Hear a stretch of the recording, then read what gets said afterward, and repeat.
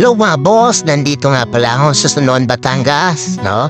At sa akin pupuntahan na pala natin ang sikat na Coto Batangas ni Kuya Oliver. So dito nga, aming pagdating mga boss, may nakita nga ako mga vlogger dito. At grabe, may NBA player pa pala dito na pupunta.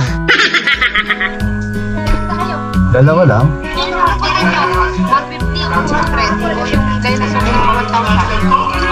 Yung ano lang? 150 lang. Dalawa. Oo. Ang kami nun. Hindi, isa lang. Super 200. Isa lang. Ayun na lang.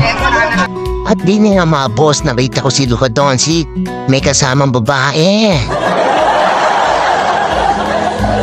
At ang in-order ka pala namin mga boss yung 200, good for 2 person. Pero mga boss, sobrang dami niya na para sa amin talaga.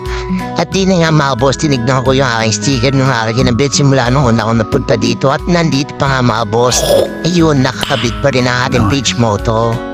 So ayun mga boss, nakita na natin. So ito na, dumating na yung order namin. So ayun mga boss, yung 200, tignan nyo naman kung gaano ko dami mga boss. May alisabaw pa yan, tsaka may bawang mga boss. So ano pang hinihintay nyo kapag napasyal kayo na sa Sunon, Batangas? Pumasyal kayo dito at tsak na hindi kayo magsisisi. Huwag kayo iiyak. Kapag nga pala kayo nag-order, ayan, makikita nyo dito mismo sa harap nyo gagawin namin yung order. So ayan, nakita niya naman yung mga overload nila, sobrang punong-puno talaga.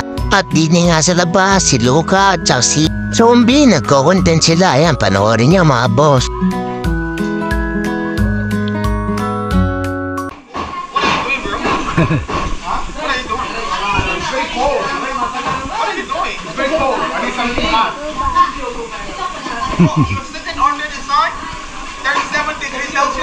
And then you drink it like sabaw. We're in the Philippines.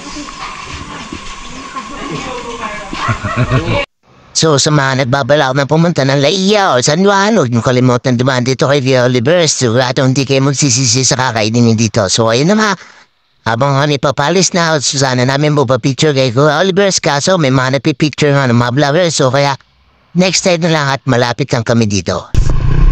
Dito pagkakain kayo, siyempre, abot-abot bigay sa mga bata dito na daanan ng parking. Bawa naman di sila.